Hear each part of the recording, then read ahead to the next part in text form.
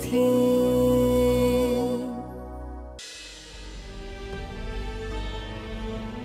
ওর কোথাও অ্যাফেয়ার চলছে। তোমাকে ভালোবাসি না, আর এই বিয়েটাও আমি মানি না। নিজের লাইফে এভাবে মুখ ঘুরিয়ে কেন আছে? আমাকে মুক্তি দাও না, আমি তোমার থেকে মুক্তি চাই, মুক্তি চাই, মুক্তি চাই, মুক্তি চাই।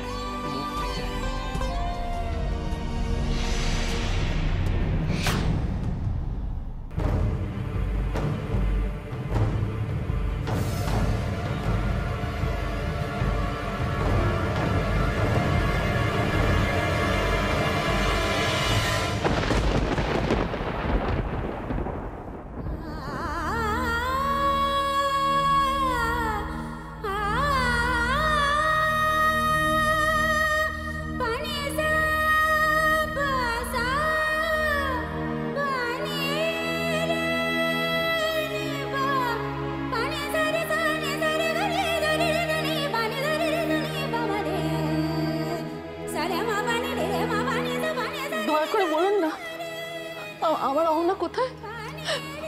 বলুন না আপনারা, কোথায় আমার অহনা?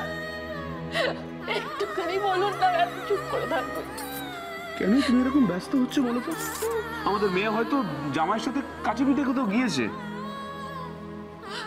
জামাইয়ের সঙ্গে ও গেলে আমি খুশি হতাম না? তোমার কি মনে হয়? এদের মুখের দিকে তাকিয়ে রাখো, ও যদি জামাইয়ের সঙ্গে বেরোতো ওনাদের মুখগুলো এরকম হতো।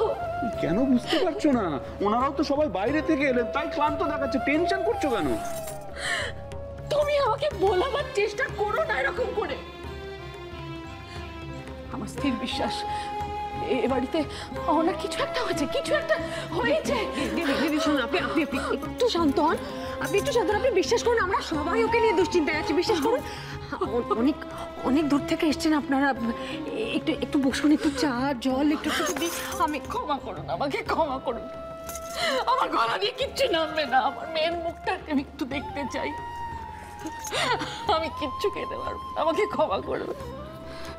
কেন এত চিন্তা করছেন বলুন তো? দেখুন, আমিও তো মা, আমারও চিন্তা হচ্ছে। অহনাকে আমি যতটুকু চিনি, ও এরকম না বলে বেরোনোর মেয়ে নয়। ও যেখানে গেছে ঠিক ফিরে আসবে। যেখানে গেছে, যেখানে গেছে মানে আপনারা কেউ জানেনই না ও কোথায় গেছে? আপনারা কেউ জানেন না? আপনারা কিরকম মানুষ? আজব মুশকিল তো।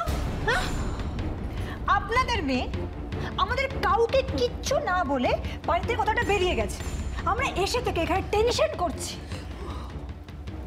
আর সেখানে উল্টে আপনি আমাদের দোষারোপ করছেন। হ্যাঁ, সিরিয়াসলি আপনারা এই মৌনিগ্রামের মানুষের